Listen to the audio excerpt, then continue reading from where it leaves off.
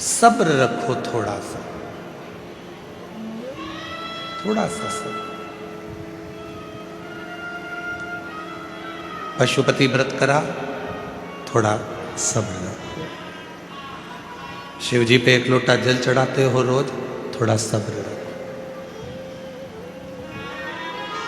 आज फुलेरा दूज पे बाबा को धतूरा चढ़ाया है, थोड़ा सब्र रखो, इंतजार करो। एक बच्चे को भी जन्म लेने में 9 महीने लगते हैं और तुम पशुपति व्रत करके सोचती हो कि बस अब भी हो जाए मेरा काम, अब भी। लोटा भर के जल चढ़ाने से तुम सोचती हो कि मेरा काम बस कल ही हो जाना चाहिए। एक बच्चा भी जन्म लेता है तो उसको 9 महीने लगते हैं। एक बीज को पृथ्वी में डालते हैं तो अंकुरित होने में 1 हफ्ता लग जाता है, 15 दिन लग जाते हैं, 1 महीना लग जाता है, 2 महीना लग जाता है, और तुम्हें तुरंत उसका फल चाहिए। तुरंत फल के चक्कर में तुम कहीं ना कहीं किसी ना किसी बाबा जोगी के चक्कर में पड़ जाओगे और आडंबर में फंस जाओगे और तुम्हारी जिंदगी बर्बाद कर लो।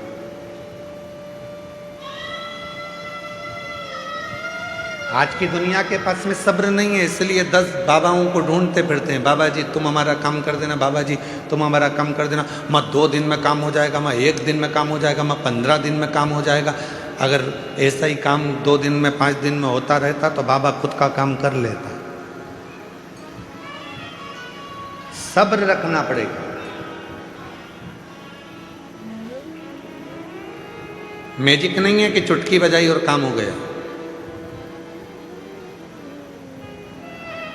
थोड़ा सा कुछ उठाकर फेंक दिया और तुम्हारा काम, ना ना ना, ये मैजिक नहीं।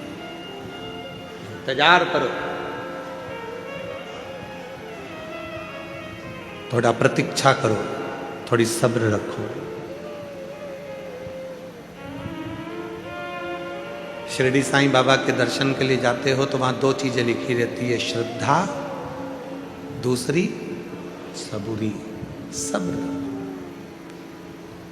जितना सब्र रखोगे उतना उतना तुम्हारे जीवन को सुख प्राप्त हो। हम सब्र ही नहीं रख पा रहे। हमने बोला और हमारा काम होना चाहिए, हमने बोला ऐसा होना तो होना। शिव जी को जल चढ़ाया, हमारा काम होना तो होना। हमने भगवान से प्रार्थना करी, ऐसा होना तो होना। सब्र। आज धतूरा चढ़ाया तुम लोगों ने, सबने, पूरा भारत, पूरा विश्व आज शिव जी को धतूरा चढ़ा रहा है। और कई जगह पर धतूरे की कीमत 100 रुपये हो गई है।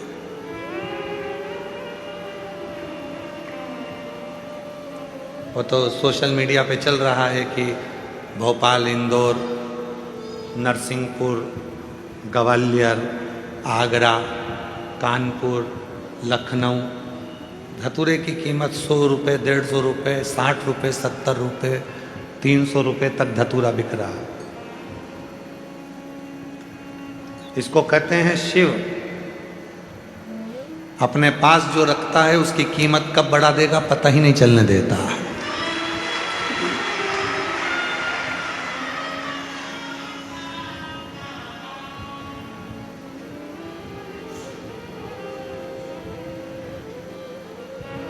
आज आप लोगों ने हल्दी लगाकर धतूरा चढ़ाया है, शिव जी को प्रार्थना करी है, निवेदन करा है, विनती करी है, विनय करा है, बाबा को अपने मन की बात कही है। थोड़ा इंतजार करना, थोड़ी प्रतीक्षा करना, थोड़ी प्रतीक्षा करना, थोड़ा इंतजार करना।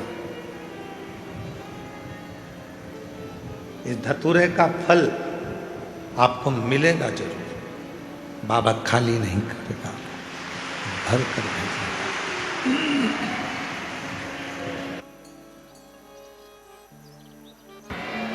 भेजेगा वो, उसका फल आपको मिलेगा।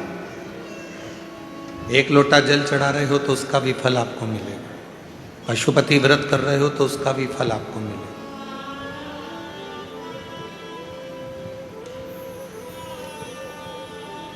खाली ना जाता कोई दर से तुम्हारे, खाली ना जाता कोई दर से तुम्हारे, मैं भी खड़ी हूँ नन्ही बाहें पसारे, अपने हृदय से लगा लो, गिरा जा रहा हूँ, उठा भोले अपने दर से अब तो ना टालो, गिरी जा रही हूँ, उठा। उसका फल आपको प्राप्त मिलेगा। सब्र रखना, इंतजार करना।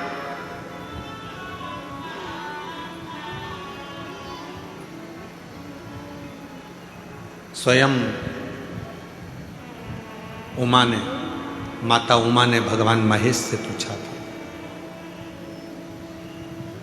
जिन भगवान महेश की संतति में आज भी महेश्वरी समाज को माना जाता है, उन्हीं उमा महेश संवाद करते हैं।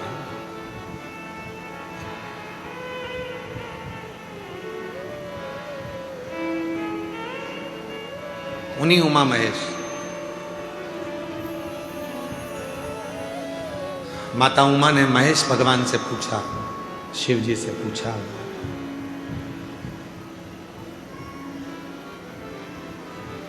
आपकी और हमारी जो संतति होगी, आपका और हमारा जो वंश बढ़ेगा, जरा ध्यान देना इस प्रसंग पर। सब अपने व्यापार में, सब अपने व्यवसाय में, सब अपनी नौकरी में, सर्विस में व्यस्त हो जाएंगे कलिकाल में।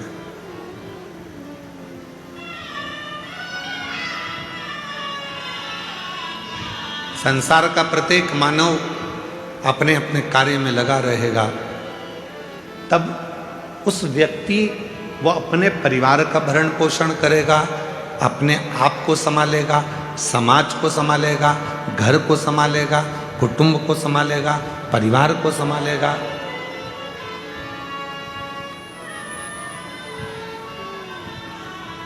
हो सकता है वो आपको भूल जाए, हो सकता है वो आपका स्मरण ना कर पाए, तब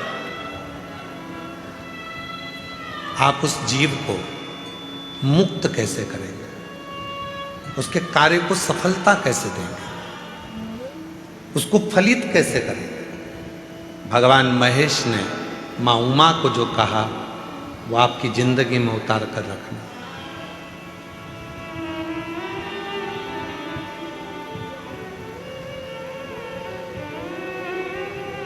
भगवान शंकर और पार्वती का जो रिश्ता है वह 51वें नंबर पर आता है।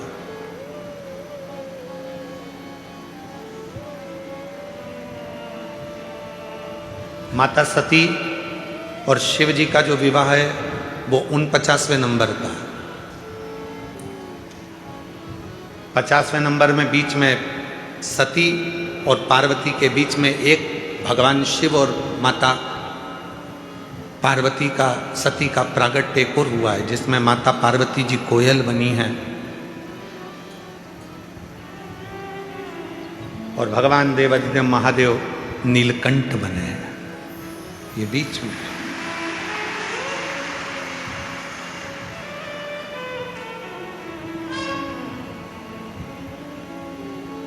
39वां नंबर है उमा महेश भगवान का संवाद। और उन संवादों में माता पार्वती जी ने पूछा कि जीव को मान लो तुम्हें भूल गया, तुम्हारा स्मरण नहीं कर पाया, तुम्हारा भजन नहीं कर पाया, तुम्हारे मंदिर तक भी नहीं पहुंच पाया, तुम्हें भूल गया, तुम्हारे मंदिर तक भी नहीं पहुंचा, तो उसकी गति कैसे होगी, उसकी मुक्ति, उसका कार्य सिद्ध कैसे होगा, उसको सफलता कैसे मिलेगी। तो जो भगवान महेश ने माँ उमा को कहा, संपूर्ण जगत के लोगों को याद रखना चाहिए।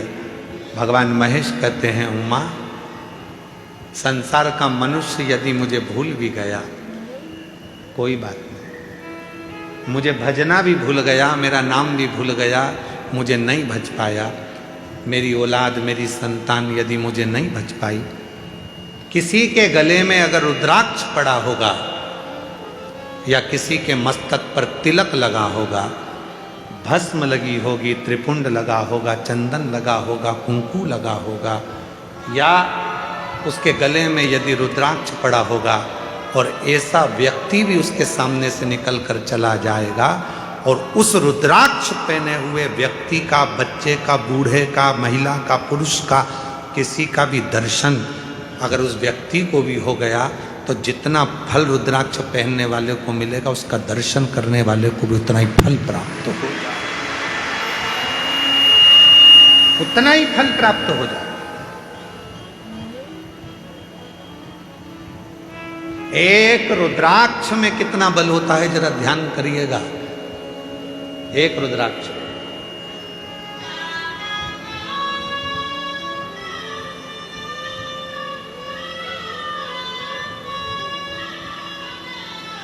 $63 नैनार,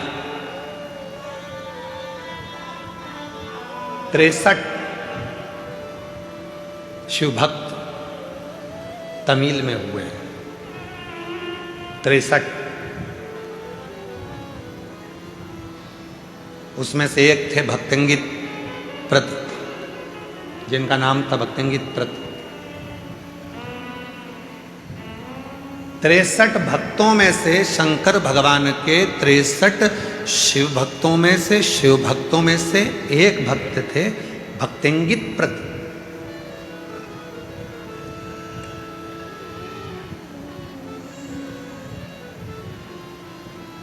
बहुत बड़े पैसे वाले थे, बहुत बड़े। उनके पिताजी भी हीरे पन्ने का काम करते थे और भक्तंगित प्रत पिताजी के जाने के बाद वो भी हीरे पन्ने का काम करते थे। माँ कावेरी के तट पर रहते थे। जैसे उत्तर में माँ गंगा की पूजन होती है वैसे ही दक्षिण में माँ कावेरी की पूजन होती है। शिव जी के भक्त तो थे ही नहीं, उनका नाम माम स्मरण में था ही नहीं, वो पहले भक्त नाम ही नहीं था उनका। वो तो एक सेठ थे, धनिक सेठ, पैसे वाले, धनपति, करोड़पति। विदेश में उनका व्यापार होता था भक्तंगित प्रत का। खूब दौलत थी, खूब धन था, खूब वैभव था, कोई कमी नहीं थी। उन्होंने अपनी जिंदगी में शिवालय भी नहीं गए, पर एक नियम उन्होंने अपने जीवन में बनाया था, माँ कावेरी का स्नान करना, माँ कावेरी का दर्शन करना और माँ कावेरी के स्नान कर कर अपने घर आना और अपने व्यापार में लग जाना। अब जो लोग कहते हैं कि हमें दुकान से फुर्सत नहीं मिलती, हमें व्यापार से फुर्सत नहीं मिलती, हमें पढ़ाई से फुर्सत नहीं मिलती, हमें नौकरी से फुर्सत नहीं मिलती, उनके लिए सबसे अच्छी कथा है भक्तंगित प्रत की। 63 नैनारों में से, शिव संप्रदाय के सुंदर भक्तों में से, तमिल के 63 भक्तों में से एक भक्त है, एक भक्त भक्तंगित प्रत।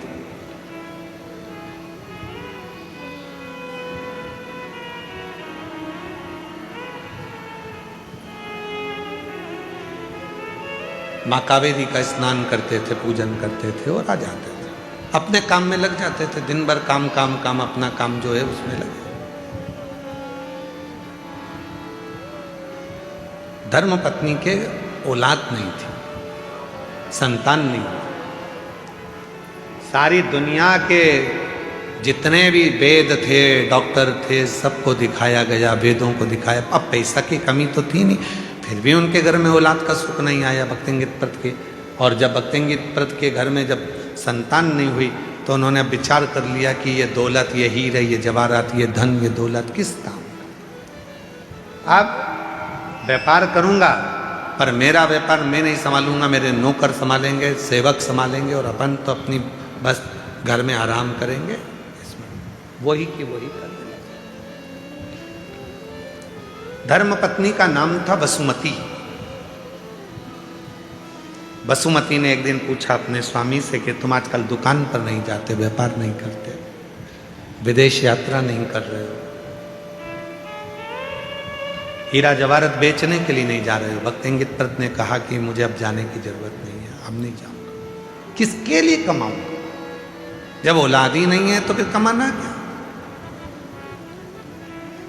अब नहीं जाऊंगा, अब नहीं जाऊंगा मैं, अब मुझे जाना ही नहीं। फिर भी धर्मपत्नी वसुमती ने उनको धीरे धीरे धीरे धीरे काम पर भेजा। एक दिन की बात थी।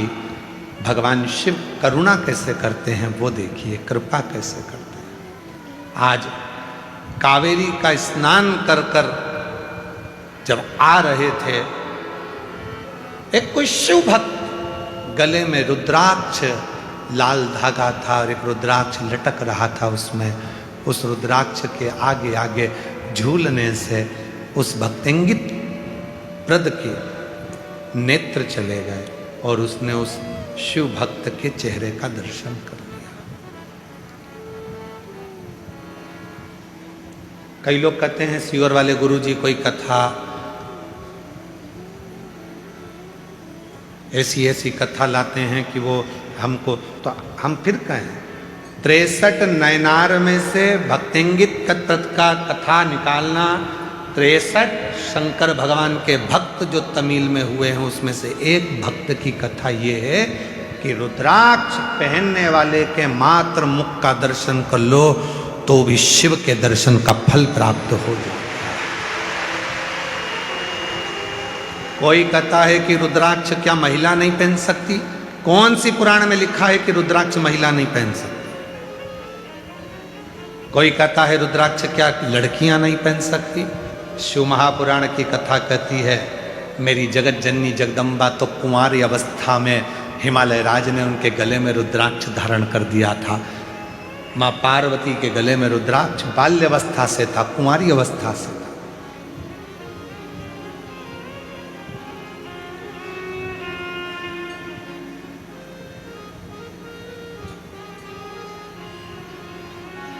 रुद्राक्ष जिसको तुम धारण कर, कोई व्यक्ति पे ना, यहाँ आते हैं कई भक्त जो बेलपत्री लेने के लिए आते हैं तो हम देखते हैं उनके गले में रुद्राक्ष, कोई भाई है, कोई बच्चे हैं, कोई माताएं, उनके गले में जब रुद्राक्ष दिखता है तो रुद्राक्ष जब जिसके गले में दिखता है तो हम उसके चेहरे का दर्शन जरूर करते हैं। क्यों? उसमें मेरा शिव बसा है, इसलिए वो रुद्राक्ष पहनकर यहाँ कर। और जिसके गले में रुद्राक्ष नहीं होता वो बाजू में खड़े होकर भी चिल्लाता रहता है बाबा जी बाबा जी बाबा जी, तो भी हम उसको देखते ही नहीं। रुद्राक्ष है तो दृष्टि अपने आप जाती है।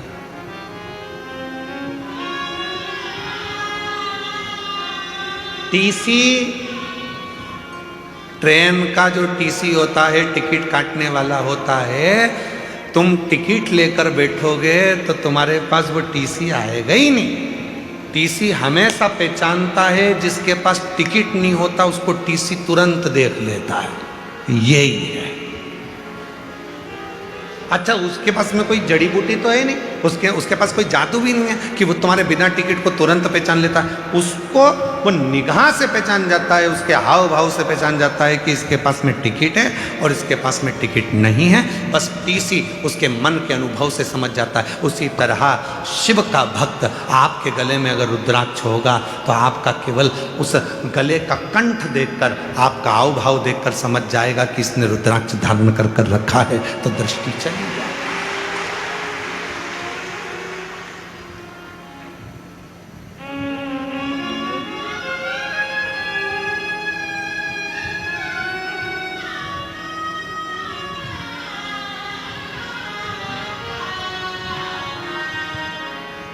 सुंदरता होगी तो लुच्चे जरूर देखेंगे, सुंदरता होगी तो लुच्चे जरूर देखेंगे, गले में चेन होगी तो चोर जरूर देखेंगे, और गले में रुद्राक्ष होगा तो महाकाल जरूर देखेंगे। महाकाल जरूर देखेंगे। कितना सुंदर हो तुम, वो लुच्चा कहीं से छुप के कितनी सुंदर है, कितनी सुंदर है कि वो लुच्चा देखेगा। और तुम्हारे गले में जैसे ही सोने की चेन पड़ी तो चोर पीछे पड़ी। अब जरा विचार करो, सोने की चेन देखकर चोटा पीछे पीछे आता है, तो रुद्राक्ष देखकर मेरा कालाधिपति महाकाल भी पीछे पीछे आता है। रुद्राक्ष देखकर वो शिव पीछे आता है।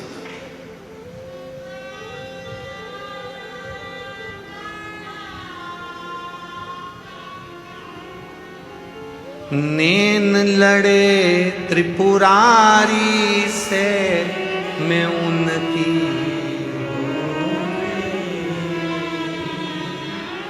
नैन लड़े त्रिपुरारी से मैं उनकी हो गई। मेरे नैनन बरसे नीर से सखी सीहोर जाऊंगी। मेरे नैनन बरसे नीर से सीहोर जाऊंगी, सीहोर जाऊंगी, कुबरेश्वर जाऊंगी, सीहोर जाऊंगी, कुबरेश्वर जाऊंगी। मेरे नैनन बरसे नीर सखी सीहोर जाऊंगी। मेरे नैनन बरसे नीर सखी सीहोर जाऊंगी। नैनों से अश्रु टपकता, अश्रु।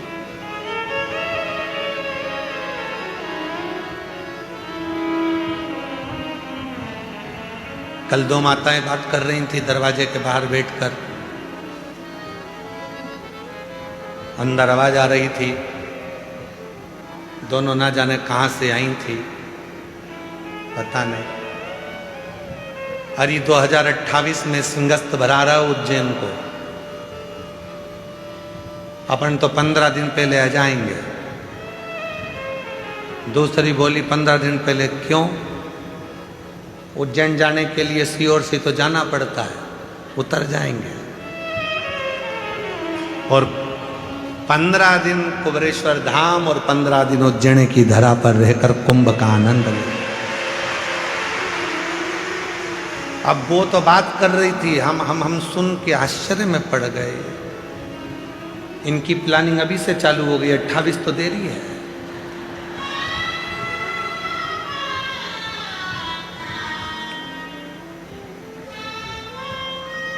शिव को भजो, रुद्राक्ष यदि गले में है तो मेरा महाकाल मेरा शिव देखता है, शंकर देखता है। कोई परखैया सोना खरीदना है तो जो सोने की परख रखता है उसको साथ लेकर जाओ। पहले ऐसा होता था शादी ब्याह में, चांदी की रकम लेना है तो चांदी की पहचान। एक जिज्जी तुम हमारे साथ चलना हो, तुम अच्छे से देख लेती हो कि कौन सी साड़ी अच्छी है, बहू को चढ़ावे में देना है, बेटी की शादी में देना है, तो तुमको ज़्यादा परख है। जिसको कपड़े की परख है उसे कपड़े में ले गए, जिसको सोने की परख थी उसको सोने में ले गए, जिसको इलेक्ट्रॉनिक सामान की परख है तो मामा जी से कह दो कि वो आएंगे तो फ्रिज देख ले कौन सा लेना है, क्योंकि उनको ज़्यादा अंदाजा है। मामा जी फ्रिज देख रहा है, जिसको कपड़े का ज्ञान था वो कपड़ा देख रहा है, जिसको सोने का ज्ञान था उसको सोना देख। सोने की परख वाले को सोना लेने जाओ तो साथ ले जाओ, कपड़े की परख वाले को कपड़ा लेने जाओ तो साथ ले जाओ, इलेक्ट्रॉनिक सामान की परख वाले को इलेक्ट्रॉनिक सामान लेने जाओ तो साथ ले जाओ, लकड़ी की परख करने वाले को लकड़ी की पहचान वाले को लेकर जाओ। उसी तरह यदि भोलेनाथ से मिलना है तो किसी भोले के भगत के साथ रम जाओ तो वो भगत अपने आप शिव से मिला है। उसके साथ रमना पड़ेगा। रमना से मतलब है भजन करना पड़ेगा, स्मरण करना पड़ेगा, संकीर्तन करना पड़ेगा, मंत्र जाप करना पड़ेगा, स्मरण करना पड़ेगा। और कोई तुमसे कह दे कि तुम अपना घर छोड़कर मेरे साथ सन्यासी बन जाओ, तुम अपना घर छोड़कर साधु बन जाओ, तुम अपना घर छोड़कर तपस्वी बन जाओ, तुम अपना घर छोड़कर गंगा के तट पर जाकर बैठ जाओ, उससे कह देना सीहोर वाले महाराज ने मना करा है, हम ना सन्यासी बनेंगे, हम ना तपस्वी बनेंगे और ना हम कहीं जाकर बैठेंगे। हम सीहोर वाला बाबा कहता है कहीं मत जाओ, अपने घर में रहो और उस परमात्मा को याद करते रहो, तुम्हारा घर ही तुम्हारा गंगा का तट बन जाए। कहाँ भटकना, कहाँ जाना, क्यों भटकना हमको यहां से?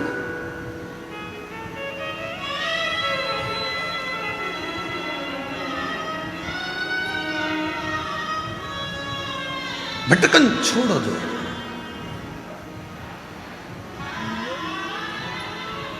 भटकन छोड़ो। शिव कथा कर रही है, भगवान शंकर का चरित्र कर रहा है। भक्तिंगित प्रद रुद्राक्ष पहने हुए एक व्यक्ति का दर्शन कर लेता है और घर आ जाता है। घर आकर उसने अपनी धर्म पत्नी वसुमती से कहा कि आज मुझे मार्ग में एक कोई रुद्राक्ष पहना हुआ कोई भक्त नजर आया, उसको देखकर बड़ा अच्छा लगा। अब एक रुद्राक्ष क्या क्या कमाल करता है वो शिव पुराण की कथा में इन तमिल के 63 शिव भक्तों की कथा में से एक भक्तिंगित प्रत की कथा कर रही है। भक्तिंगित प्रत एक रुद्राक्ष कितना कमाल करता है वो देखिए। जो दुनिया के लोग कहते हैं सीहोर का रुद्राक्ष, कुबरेश्वर धाम का रुद्राक्ष, और सत्यता है जिसने इस कुबरेश्वर धाम का रुद्राक्ष लिया है उसको मालूम है कि रुद्राक्ष ने क्या कमाल किया, उसको मालूम है। जिसको मिला वो क्या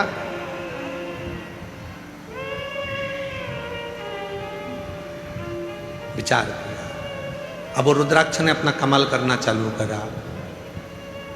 भक्तिंगित प्रत कभी शिव के मंदिर नहीं जाता था, कभी सत्संग में नहीं जाता था। उस रुद्राक्ष के पहने हुए व्यक्ति का मुख का दर्शन करा और फिर भक्तिंगित प्रद दूसरे दिन कावेरी का स्नान कर आ रहे थे। कानों में सूचना मिली कि पास में कोई संत प्रवचन दे रहा।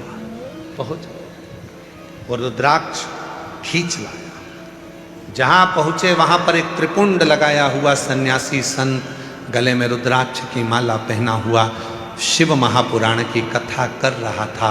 भक्तिंगित प्रद वहीं बैठ गए और बैठकर कथा को सुनते रहे। मन लग गया। एक रुद्राक्ष ने उसको एक ऋषि के पास भेज दिया, ऋषि ने उसको कथा सुनाकर शिव के पास भेज दिया। अब तो भक्तिंगित प्रद घर पहुंचा तो अपनी धर्म पत्नी से बोला कल से तू भी कथा में चल। धर्म पत्नी भी स्नान करती है, पूजन करती है, कावेरी का स्नान कर कर संत के प्रवचन में शिव पुराण सुनने के लिए बैठ जाती है।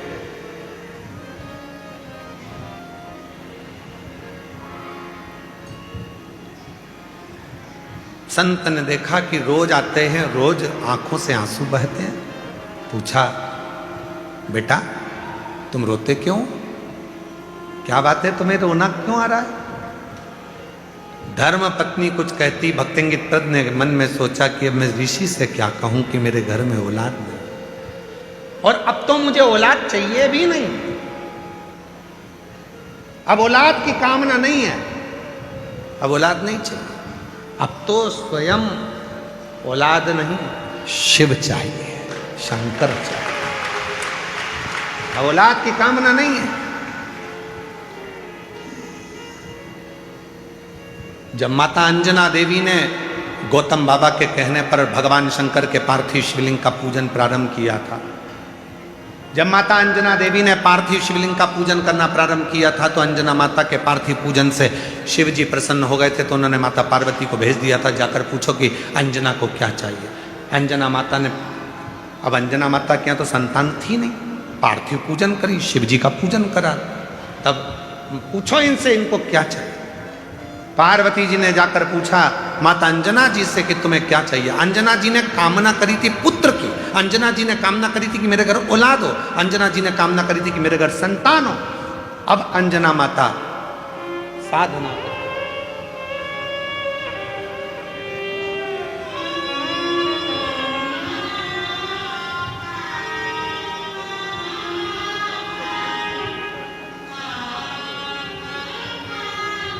एक बार स्वामी जी के लिए जोरदार ताली बजाकर साधुवाद, जिन्होंने अपना कीमती समय रुद्राक्ष महोत्सव के इस पवित्र अवसर पर दिया।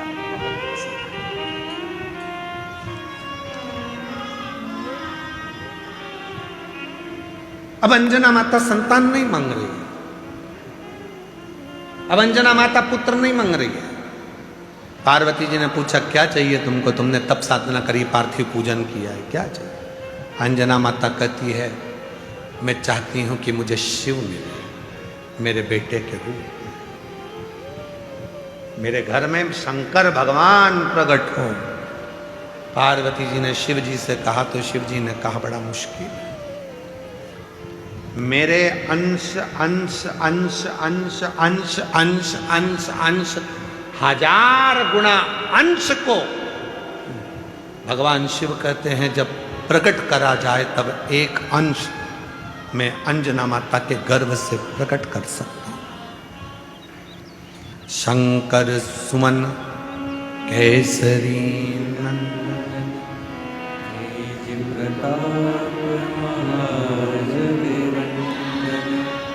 विद्यावान गुणियति चारु राम काज कहिबे को, एक अंश प्रकट कर सकता।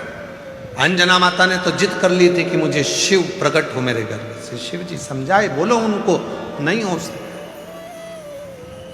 बोलो।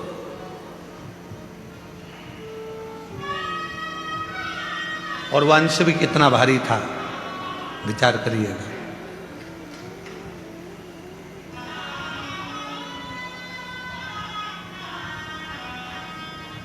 जब कई लोग कह देते हैं ना कि हमारे शरीर में शंकर जी आ रहे हैं, तो मन तो करता है कि इनको विष का कटोरा दे दो।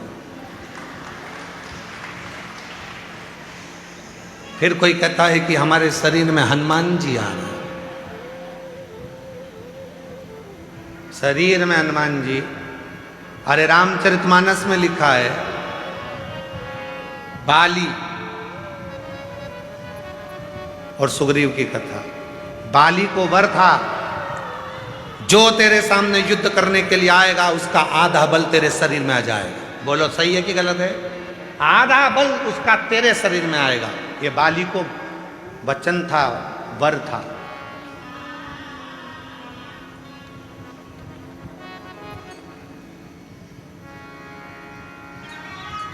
सुग्रीव के मित्र थे हनुमान जी महाराज। सुग्रीव चाहता तो हनुमान जी को भेज देता, हनुमान जी से बोला भी था, हनुमान जी नहीं गए। हनुमान जी ने कहा मैं चले गया और मुझे इसने देख लिया तो मेरे शरीर का आधा बल इसको चले जाएगा, तो ये फट जाएगा बीच में से। आधा बल तो जाने तो, एक अंश बल मेरा चले गया तो शरीर ही नहीं रहेगा, नसें सब फट कर रक्त निकलने लगेगा। और जो दुनिया के लोग कहते हैं हमारे शरीर में हनुमान जी आ गए, कोई कहे हमारे शरीर में शंकर जी आ गए, अगर अच्छे से आ गए तो ये नसें बीच में से फट जाएगी, एक अंश नहीं बचेगा। इसलिए फालतू के चक्कर में पड़ो मती, एक लोटा जल सारी समस्या का हल। व्यर्थ की चिंता करो मती कि हम वहाँ जाएंगे तो वहाँ से ये होगा, वहाँ जाएंगे तो वहाँ से ये होगा, कुछ नहीं होने वाला। अपनी मेहनत अपने को करना है, अपने कपड़े अपने को पहनना है, अपने को खांसी चले तो अपने को खांसना है, अपने को हाथ में खुजाल चली तो अपने को खुजालना, अपने को भूख लगी तो भोजन अपने को करना है। रात को पानी भी गिरेगा तो अपने को खुद उठ के जाना है, पड़ोसी से कहोगे ले चल भैया, तो खुद का बैग ले जाएगा, तुमको नहीं ले जाएगा। बोलो बोलो, कल रात को 2:42 पे पानी आया, 12:38 पर पानी आया रात्रि। हम सब समय पे जग रहे थे, पूरी रात तुम्हारे चक्कर में नींद ना आई है। पूरी रात सीहोर में पानी था, अष्टा में पानी था, अमलाय तक पानी था, चौराहे पर पानी था, पर मेरे कुबेर भंडारी ने हाथ में झेल रखा था कि थोड़ा सब दूर जाए।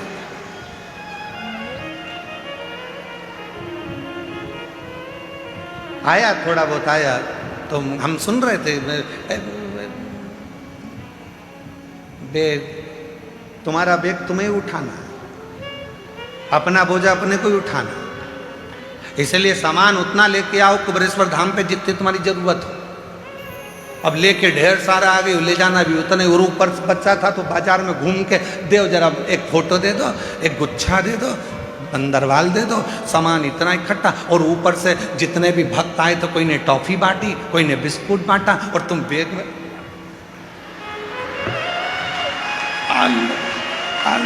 और पूरा बैग भरचक। क्योंकि घर जाएंगे तो बच्चे पूछेंगे दादी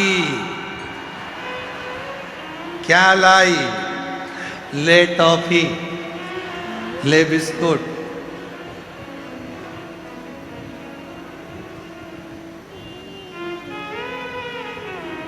कितना कितना भाव है सब लोगों का, कितना प्रेम है आप लोगों का। तो ये भार थोड़ा कम रखो, ठीक है, अपने भाव से अपने आनंद में आओ, अच्छे से आओ। पिता का घर है, बहुत प्रेम से खूब भरपेट पाओ। 10 बजे से भोजन चालू होता है, रात के 8 बजे तक चलता है। 3 ट्रिप निपटा रहे हो, सवेरे का अलग, दोपहर का अलग और शाम का अलग। 5 रुपए की एक पानी की बोतल मिल जाती है, 1 लीटर की। पेटी पास में लग के बैठे हो, साड़ी डाल के।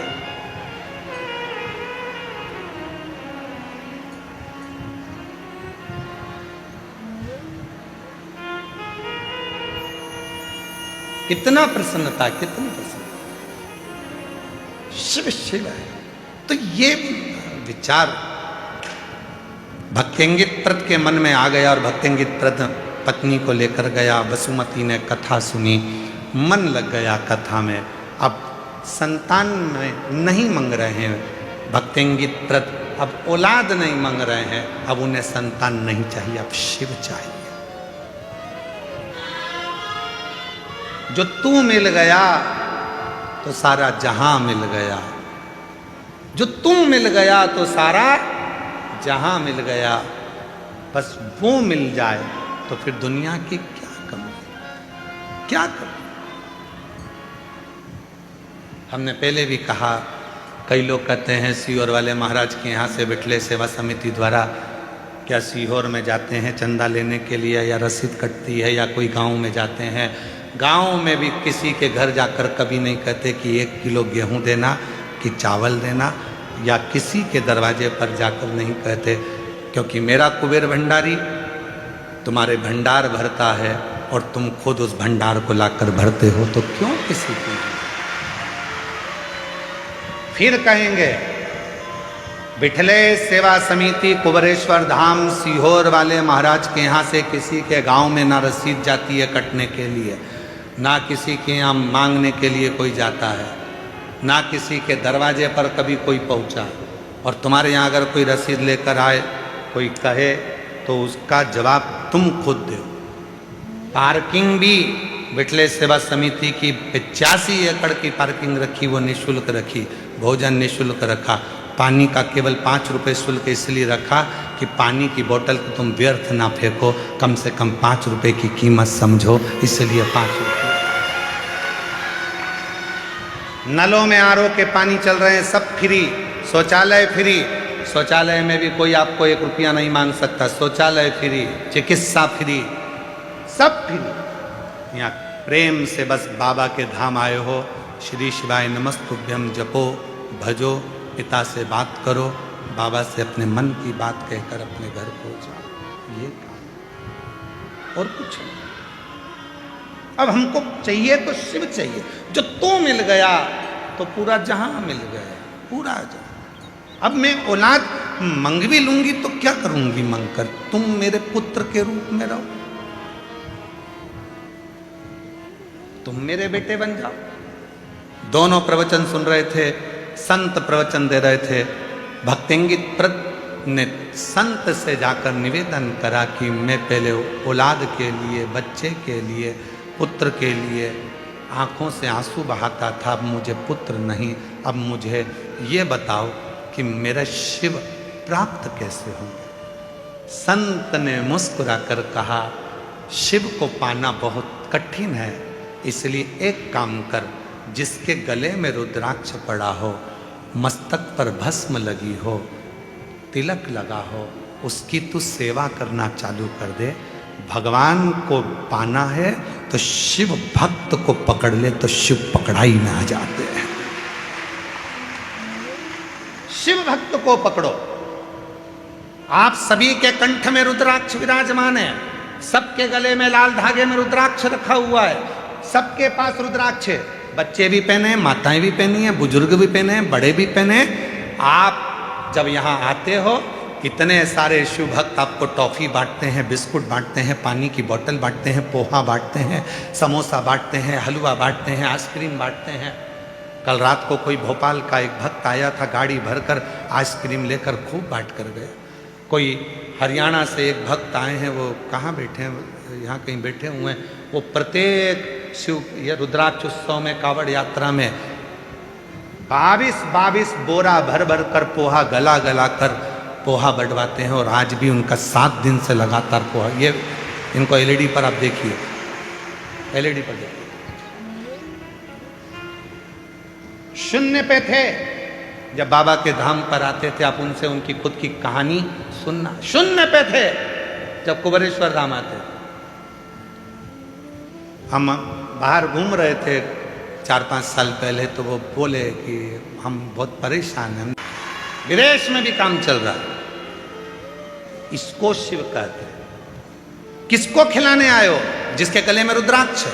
किसको देने आयो? जिसके मस्तक पर तिलक है, त्रिपुंड है, तिलक लगा है, जो शंकर की भक्ति में डूबा हुआ है। शिव महापुराण में भक्तिंगित प्रत की कथा कर रही है।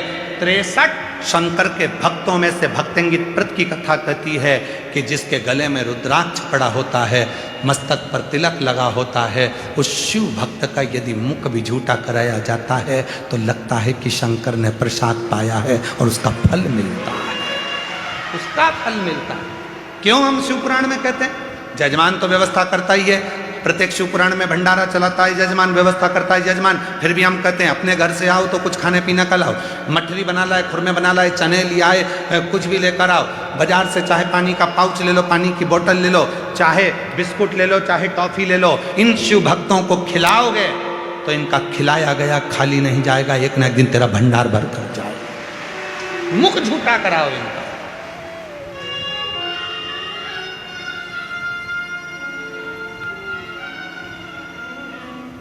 वो खाली नहीं जाने देता।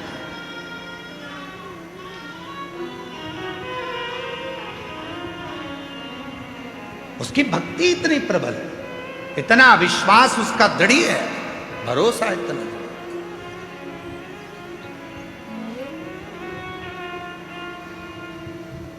उसके आश्रित होकर कुछ मत कर। भक्तिंगित प्रत शिव की आराधना करना है तो शंकर के भक्त की साधना कर। वो आ जाए तो उसकी सेवा कर ले, मुख झूठा करा दे, पानी पिला दे, उसके लिए कुछ बिछोना बिछा।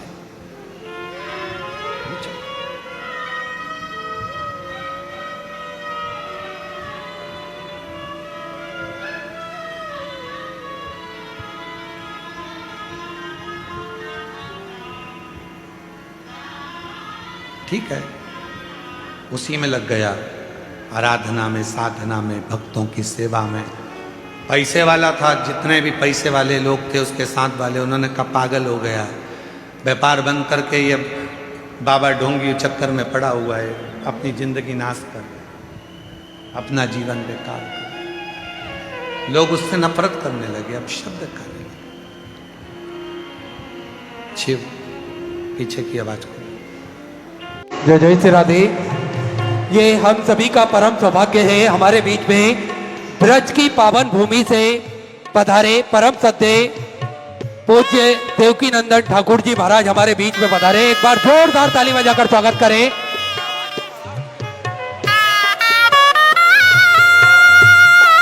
जो निरंतर सनातन धर्म को मजबूत करने का कार्य करते हैं। बड़ी ही सुंदर श्रीमद् भागवत कथा हम सभी को श्रवण कराते हैं।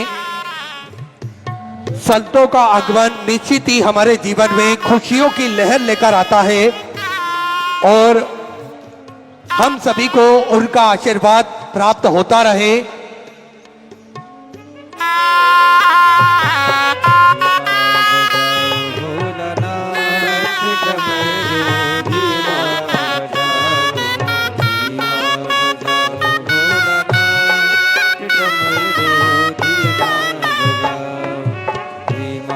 बजाओ भोला धीमा बजाओ, धीमा बजाओ भोला धीमा बजाओ, धीमा बजाओ भोला धीमा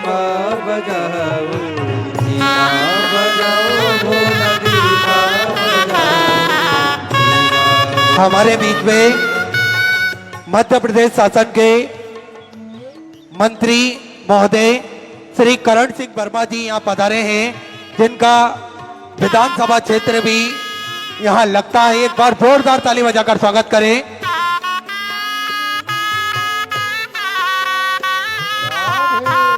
भगवान की भक्ति में हमेशा लीन रहते हैं।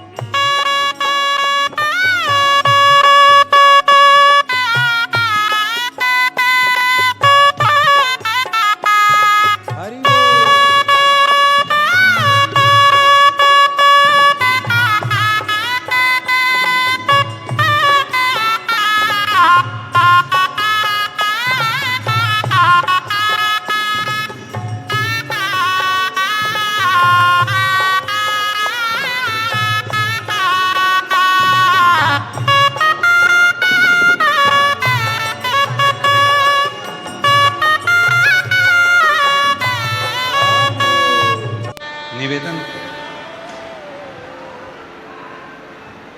आज फुलेरा दूज है। रुद्राक्ष महोत्सव 2026 के इस पवित्र पावन प्रांगण में बाबा कुबेर भंडारी की पवित्र धरा पर ब्रज की रज से जिन्होंने संपूर्ण सनातनियों को एक कर रखा है और इतनी बड़ी मांग उन्होंने भारत सरकार से कर रखी है सनातन बोर्ड बनाने की। एक बार जोरदार ताली बजाइए। ऐसे श्री परम रसिक परम आनंदित भगवान श्री जुगल किशोर भगवान कृष्ण के आनंदमय स्वरूप अपने हृदय में बिठाने वाले श्री देवकी नंदन ठाकुर जी महाराज ब्रज की रस से हमारे बीच आए हैं। जोरदार ताली बजाएं। साथ में मंत्री महोदय मध्य प्रदेश शासन के, ये इछावर क्षेत्र भी जिनका है, विधानसभा जिनकी है, ऐसे श्री बड़े रसिक बड़े आनंदित प्रबल प्रखर और ऊर्जावान मंत्री मध्य प्रदेश शासन से श्री करण सिंह जी वर्मा जी हमारे बीच में है। एक बार जोरदार उनका ताली बजाकर साधुवाद। साथ में हमारे सन्नी भैया महाजन जी और साथ में श्री पंकज गुप्ता जी, आप सभी का स्वागत। पहले हम हमारी बाबा की स्तुति, फिर इसके बाद में अन्य बातों को लेंगे। सब साथ में बोलेंगे, बाबा को अपना भाव कहेंगे, दिल से प्रार्थना करेंगे, निवेदन करेंगे, विनय करेंगे। जहाँ जगह मिले वहाँ बैठकर, जहाँ जगह मिले वहाँ बैठकर बाबा को अपने मन का भाव कहिए, प्रार्थना करिए, विनय करिए। आज फुलेरा दूज है। कथा का छठा दिन शिवरात्रि का होता है। लाखों की संख्या में आप लोग आए हैं। जो मंदिर में बैठे हैं वो मंदिर में, जो बाहर बैठे हैं वो बाहर, पीछे के 3 और पंडाल में जो बैठे हैं, साइडों में बैठे हैं, रोडों पर जो बैठे हैं वो वहीं बैठकर बाबा से अपने मन का भाव कहें, प्रार्थना करें। साथ में बोलिएगा।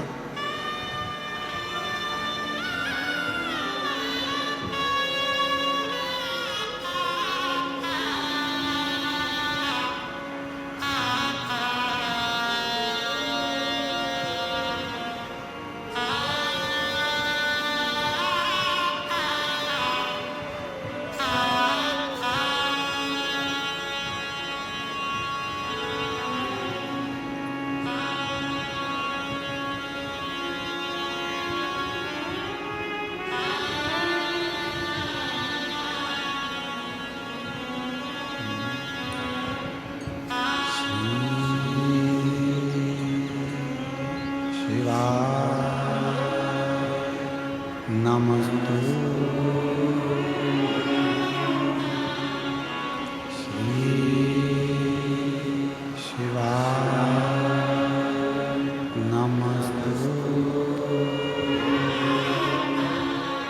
श्री शिवाय नमस्तु श्री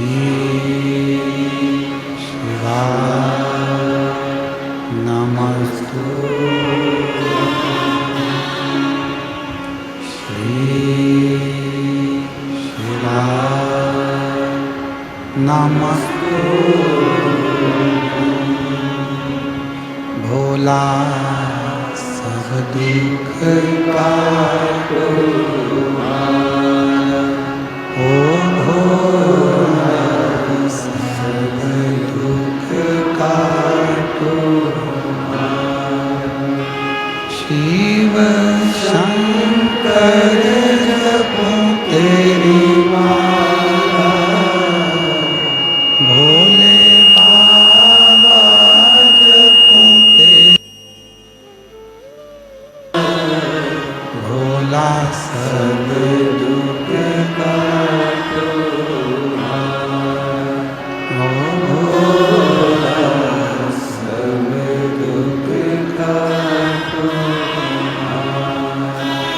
वेश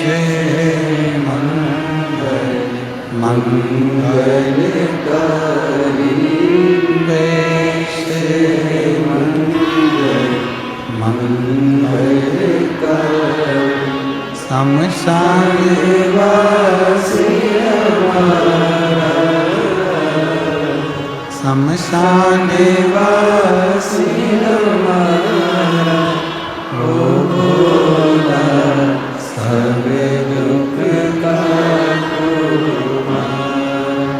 ओ भोला सब दुख काटो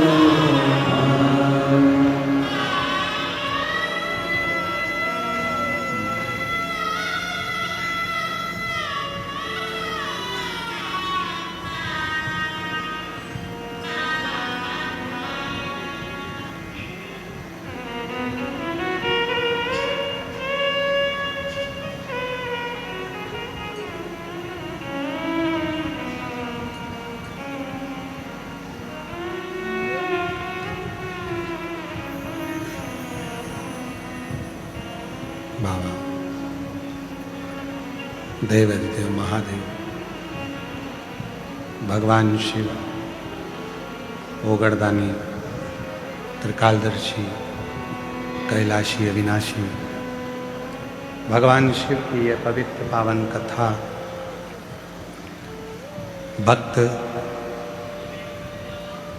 भक्तिंगित प्रत की ये पवित्र चरित्र चल रहा है। हमारे बीच में सनातन के ऊर्जावान सनातनियों के लिए हमेशा एक तरफा अपना वाणी का बल रखकर सनातन को जोड़ने का और सनातन को ऊर्जा देने का जो कार्य कर रहे हैं। जैसे राम जन्मभूमि पर विधर्मियों ने अपना हक जमा रखा था, वैसे ही भगवान कृष्ण की जन्मभूमि पर भी उन्होंने अपना हक जमा रखा है। उन भगवान कृष्ण की जन्मभूमि को उन विधर्मियों से मुक्त करने के लिए श्री देवकीनंदन ठाकुर जी कार्य कर रहे हैं।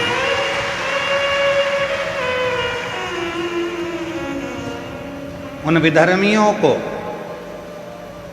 पीछे हटाने के लिए और सनातन को आगे बढ़ाने के लिए सनातन बोर्ड की स्थापना के लिए कार्य कर रहे हैं। ऐसी जागरूकता जनमानस में है।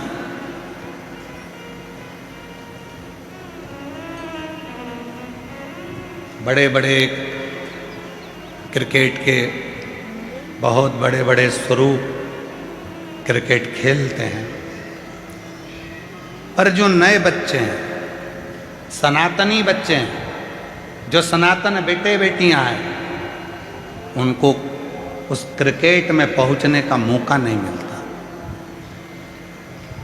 उन सनातनियों के बेटा बेटियों को जागरूक कर कर क्रिकेट के माध्यम से सनातन प्रीमियर लीग SPL का एक आयोजन आपके द्वारा हमारे मध्य प्रदेश में भी 12 से 15 मार्च के बीच हो रहा है। एक बार जोरदार ताली बजाएं। पूरा इंदौर और पूरा मध्य प्रदेश इस दिव्य आपके इस दिव्य आयोजन में सम्मिलित हो और जनमानस में एक सनातन के लिए सनातन प्रीमियर लीग के माध्यम से सनातन बेटा बेटियों को एक जागरूकता हो, ये कार्य कर। मैं पुनः मध्य पधारे हैं, आपकी सुमधुर वाणी से जनमानस को दो शब्द मिले और बड़ा आनंद से एक करतल ध्वनि के साथ पूज्य श्री देवकीनंदन ठाकुर जी महाराज, जिन्होंने अपनी श्रीमद् भागवत कथा के माध्यम से पूरे संपूर्ण विश्व में आज जितने भी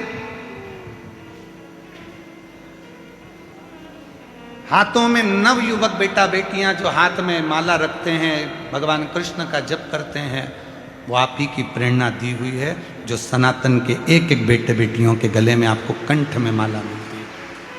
मैं पुनः निवेदन करूंगा आपके दो शब्दों से संपूर्ण ये शिव भक्तों को लाभान्वित हों और अपना आनंदमय भाव यहाँ जो ब्रज की धरा से आया है वो प्राप्त हो।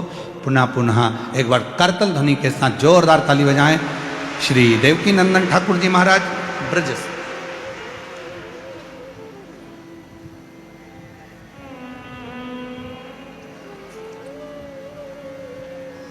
श्री युगल चरण कमलभ्यो नमः। श्री गुरुदेवाय नमः। श्रीमते निम्बारकाचार्य नमो नमः। श्रीमद्हंस समारंभां सनकादिक मध्यमाम् अस्मदाचार्य पर्यन्तां वन्दे गुरु परम्पराम्। गंगा तरंगरमणीय जटाकलापम् गौरी निरंतर विभूषित वामभागम् नारायण प्रियमनंगमदापहारम् वाराणसी परपुतपजं भज विश्वनाथम्। वाराणसीपुर पति भज विश्वनाथम्। वाराणसीपुरपतिं भज विश्वनाथम्।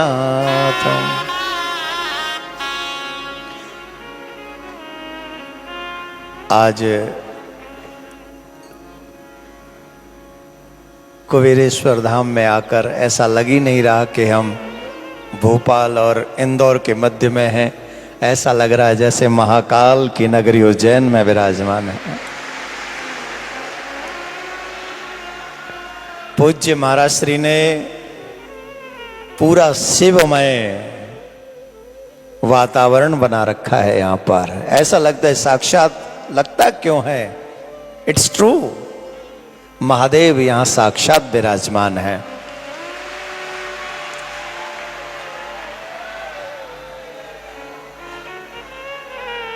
हमको लगता है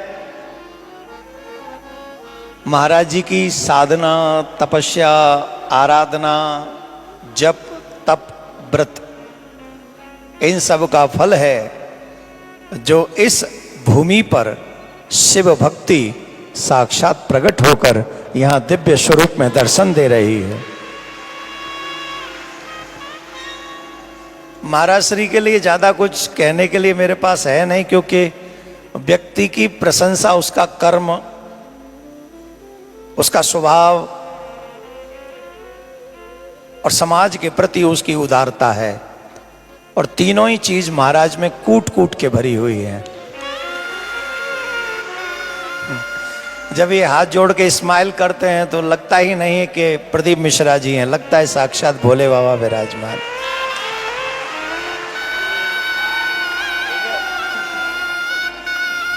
आजा देखो, पुत्र ऐसा होना चाहिए। मैं पूछ रहा हूं ठीक है? बोले हाँ एकदम सही कहा आपने। पुत्र भी ऐसा हो जो पिताजी की हर हाँ में लाए। तो उनके सुपुत्र बैठे हैं चिरंजीव, उनको बहुत बहुत आशीर्वाद और प्रार्थना भूत बाबन महादेव से कि आचार्य श्री से अधिक नाम उनके सुपुत्र करें इस भक्ति मार्ग में, ऐसी प्रार्थना करते हैं। जितने भी युवा बैठे हैं यहां पर एक बात कह देना चाहता हूं, कितने भी मित्र बना लो, कितने भी फ्रेंड बना लो, जो बनाना है बना डालो। सब चाहते हैं कि तुम सक्सेस हो, लेकिन ये चाहते हैं कि तुम उनसे थोड़े कम सक्सेस हो। इस पृथ्वी पर अगर कोई है तो वो पिता है जो चाहता है कि तुम उससे ज्यादा सक्सेस हो, उससे ज्यादा सफल हो। तो चिरंजीव का बहुत भाग्य है, ऐसे पिता उनको मिले हैं और ऐसे संस्कार कि हम जब यहाँ आए तो हमने इशारा भी किया पर वो इशारा देखा ही नहीं, नीचे बैठ गए। ये पिता के दिए हुए संस्कार संतान में है। तो दोनों पिता पुत्र ही इस धर्म संस्था को आगे बढ़ा रहे हैं। बहुत बहुत धन्यवाद है। और यहाँ से जो लोग इस हाईवे से निकलें और कुबेश्वर महादेव के दर्शन न करें तो समझ लेना उनका इन हाईवे से जाना सफल नहीं हुआ है। यहाँ से निकलना मतलब है महादेव के दर्शन करना है, इस पावन पवित्र भूमि को नमन करना है। मुझे तो अभी जाना था सीधे वृंदावन। 23 तारीख से ब्रज की होली प्रारंभ हो रही है प्रिया कांजू के मंदिर में, लेकिन महाराज जी का स्पेशल आज्ञा थी, कुछ भी हो जाए इस बार आपको वहां आना ही है। हमने कहा आचार्यों की आज्ञा का उल्लंघन नहीं करना चाहिए, एनी हाउ आज्ञा का पालन करना है, इसलिए मैं यहाँ आया हूं। पर ऐसे आनंद नहीं आए, इतनी बड़ी संख्या और आप लोग ऐसे बैठे हो जैसे अभी खाने को कुछ मिला नहीं।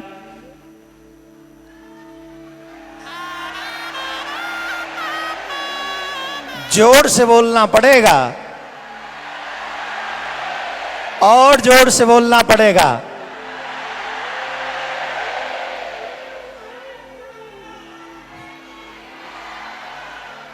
अरे रुक जा, अब रुक जा, मुंह कहलंदे, समय आगे कथा भी होनी है। हाँ, सिर्फ तुम्हारे जयकारे नहीं होने। 2-3 बातें मैं काम की आपको कह देता हूं। पूज्य महाराज श्री कथा के माध्यम से, शिव पुराण के माध्यम से घर कैसे चलना चाहिए ये बताते हैं। आप देखेंगे कि आजकल सबसे ज्यादा प्रॉब्लम हमारे घरों में हो रही है, परिवार टूट रहे हैं, युवान पीढ़ी मनमर्जी कर रही है। अगर हम मर्यादा में नहीं रहेंगे, अगर हम शास्त्रों की मर्यादा नहीं मानेंगे तो आप सच मानिए हमारे परिवार सुरक्षित नहीं रहेंगे।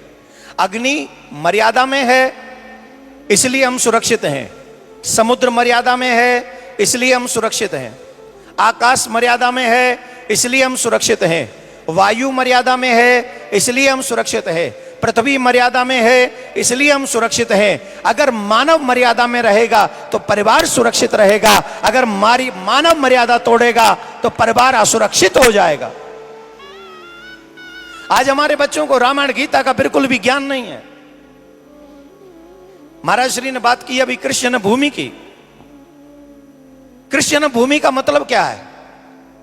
यहां पर बैठे हुए महादेव के अनुयायी, स्वयं महादेव भी वृंदावन में गोपेश्वर महादेव बनकर बैठे हुए हैं। आप जाके दर्शन कीजिए। हमारे ब्रज में तो 5 जगह महादेव बैठे हुए हैं। नंदगांव में नंदीश्वर, कामा में कामेश्वर, मथुरा में भूतेश्वर, वृंदावन में गोपेश्वर, और गोवर्धन में चकलेश्वर। 5 स्वर हैं वृंदा हमारे ब्रज में, 5 जगह पे महादेव विराजमान है। किसके लिए विराजमान है? भगवान श्री कृष्ण के लिए विराजमान है। लेकिन वो भगवान श्री कृष्ण का मंदिर विधर्मियों ने तोड़ा और जामा मस्जिद सीढ़ी के नीचे गाड़ दी उस छवि को आगरा में। अगर आप शिव भक्त हैं, अगर आप कृष्ण भक्त हैं, अगर आप राम भक्त हैं, तो ईमानदारी से बताइए, क्या हमारा दिल इसे स्वीकार करेगा? स्वीकार करेगा? तो वहां राम मंदिर की तरह कृष्ण मंदिर बनना चाहिए कि नहीं? जोर से बोलो, बनना चाहिए कि नहीं? कौन कौन चाहता है बनना चाहिए? जरा जोर से।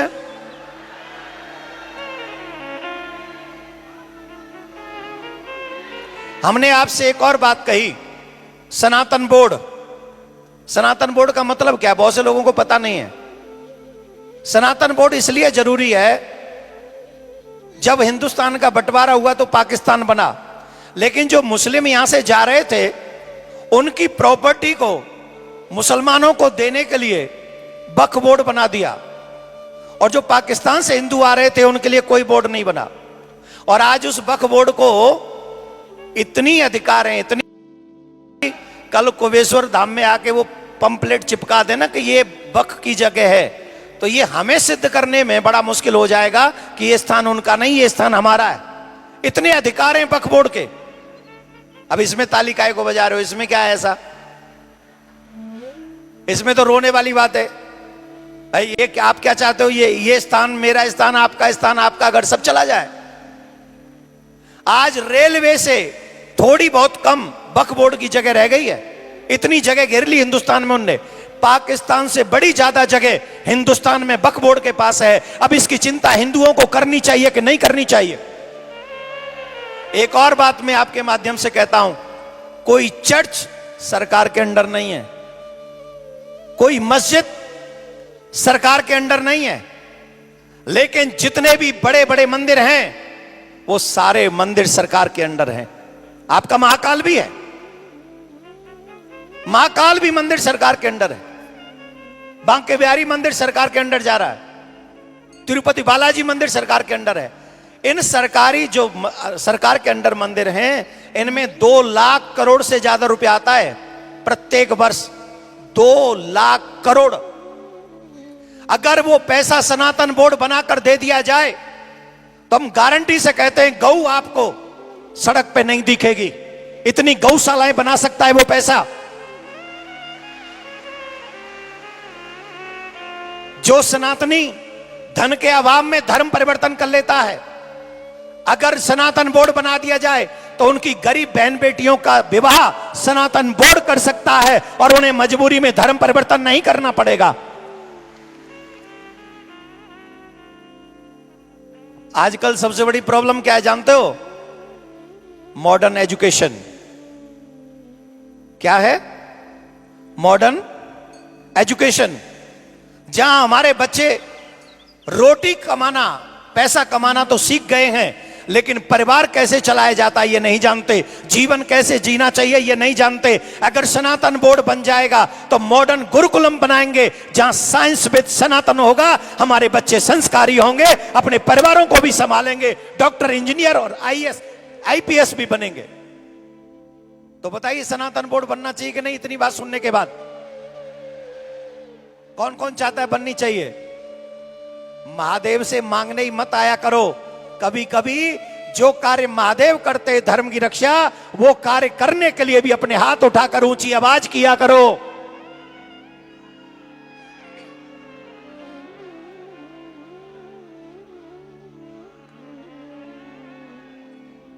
तो सनातन बोर्ड बनना चाहिए।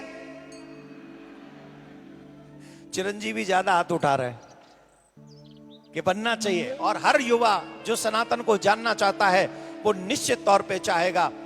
देखिए, हमारे दर्द को कोई और समझे न समझे, लेकिन वो बूढ़ा बाप जरूर समझता है जिसका इकलौता बेटा होता है और पैसे के लिए वो इकलौता बेटा विदेश चला जाता है और वो बूढ़े माँ बाप को अकेले ही अपना जीवन इस भारत में बिताना पड़ता है। इस दर्द को वो बूढ़ा बाप अवश्य जानेगा। अगर संस्कारी बेटा होता तो कभी भी पैसे को नहीं चुनता, संस्कारी बेटा होता तो अपने माँ बाप को चुनता, धर्म को चुनता, देश को चुनता। लेकिन क्योंकि मॉडर्न एजुकेशन में तो यही सिखाया जाता है, how to earn money. Our youngsters, we know very well how to earn money, but we don't know how to live life. हमें नहीं पता जीवन कैसे जीना चाहिए। और जीवन जीना सिखाती है हमारी रामायण, जीवन जीना सिखाती है हमारी गीता, जीवन जीना सिखाती है हमारी भागवत, जीवन जीना सिखाता है हमारा शिव पुराण। शिव पुराण पढ़ के देख लो, महाराज जी से इतनी बार शिव पुराण सुनते हो। जब जब पार्वती मैया को थोड़ा सा क्रोध आता है तो शंकर भगवान नमः शिवाय, श्री राम जय जय राम, श्री राम जय जय राम। जब देखते हैं देवी जी को गुस्सा आ रहा है, शंकर भगवान स्माइल करने लग जाते हैं, भगवान का भजन करने लग जाते हैं। तो कभी पार्वती जी रूठ के नहीं कहती कि मैं मायके जा रही हूं। मैया हंस रही हैं, रीजन समझ रही हैं, है ना। राधे राधे बोलना पड़ेगा, जोर से बोलना पड़ेगा।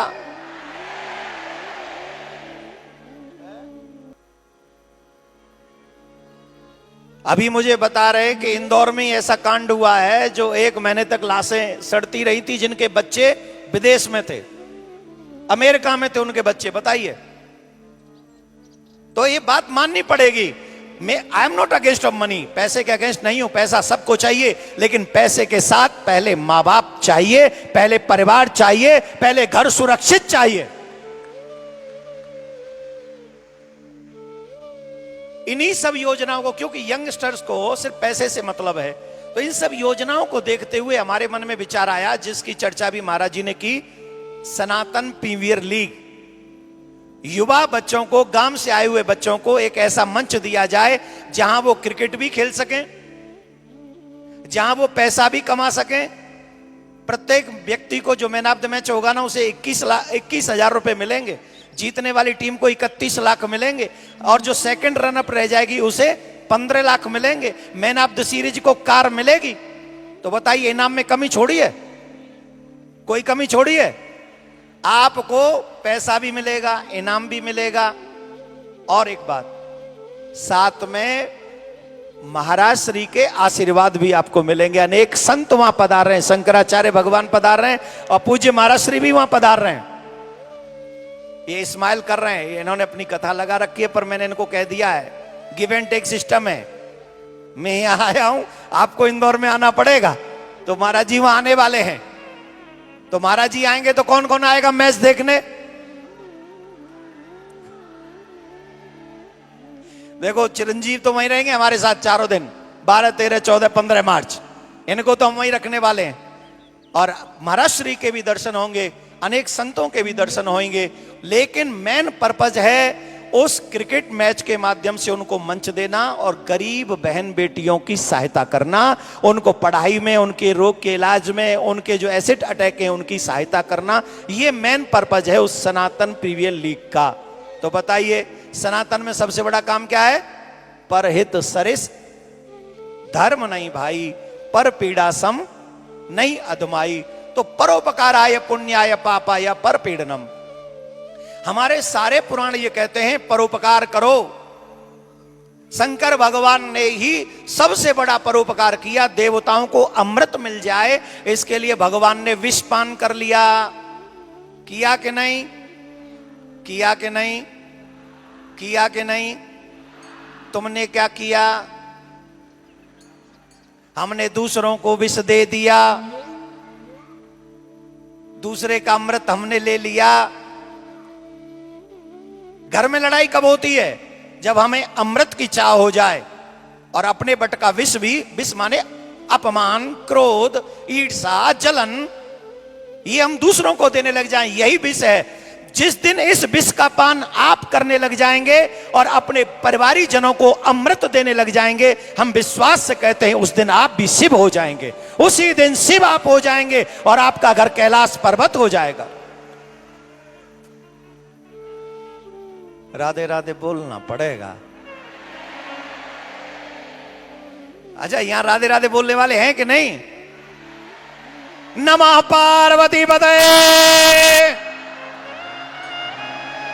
राधे राधे। तो आप सबसे हमारा एक निवेदन है, अपने बच्चों को धर्म का संस्कार दो। अगर पैसा उनके भाग्य में है तो अपने आप कमा लेंगे, और अगर उनके भाग्य में पैसा नहीं है तो कितना भी देते रहो, काम आने वाला। तो सबसे पहले क्या दे? संस्कार। कैसे? जो शंकर भगवान ने गणेश जी को और कार्तिकेय जी को दिए।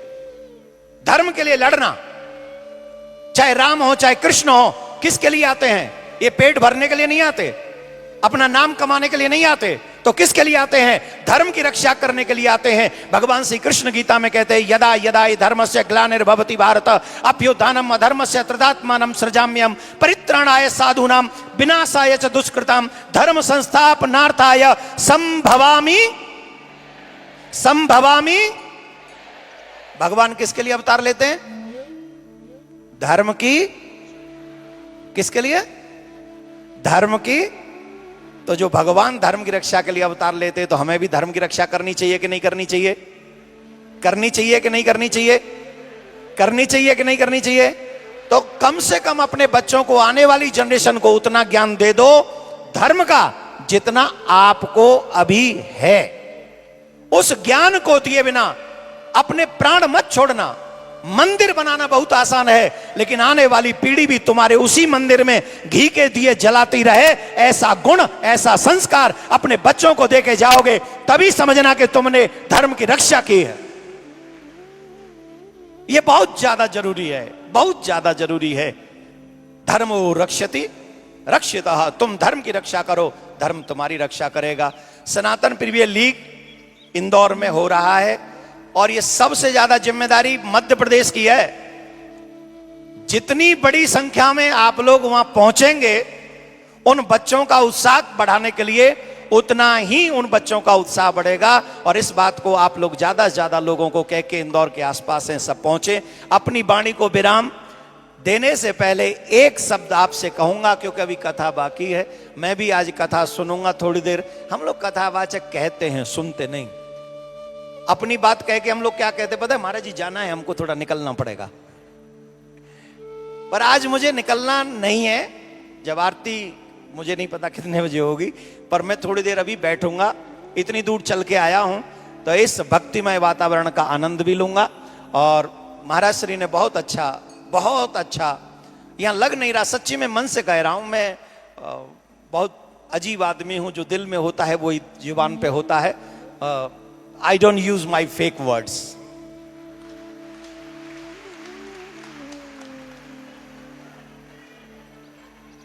कई लोग होते हैं ना, मंच पे गए तो कुछ ना कुछ कहना ही पड़ेगा, लेकिन मैं वैसा नहीं हूं।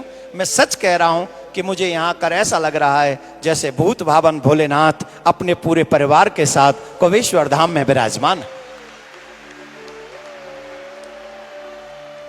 बहुत आनंद आया। अब महाराज जी नहीं भी बुलाएंगे तो अगली बार जब भी यहां से निकलूंगा, इनको बिना बताए भी यहां आके दर्शन करके, इस भूमि को नमन करके मैं जाया करूंगा, ऐसा मेरा मन है। आप सबसे एक ही निवेदन है, प्लीज सेव योर रिलीजन। अपने धर्म को बचाओ। धर्म के मुख्य लक्ष्य हैं गौ हत्या बंद होनी चाहिए। धर्म के मुख्य लक्ष्य हैं गंगा जमुना सुरक्षित होनी चाहिए। धर्म के मुख्य लक्ष्य हैं हमारी बहन बेटी सुरक्षित होनी चाहिए। धर्म के मुख्य लक्ष्य हैं हमारे बच्चे संस्कारी होने चाहिए। माथे पे तिलक, गले में कंठी, हाथ में कलावा, बड़ों का सम्मान, शास्त्रों का ज्ञान, यही है सच्चे सनातनी की पहचान। जोर से बोलना पड़ेगा, जय श्री राम, जय श्री राम, जय श्री राम। बहुत बहुत नमन। मैंने बहुत ज्यादा समय ले लिया है, उसके लिए क्षमा। बहुत सुंदर भाव पूज्य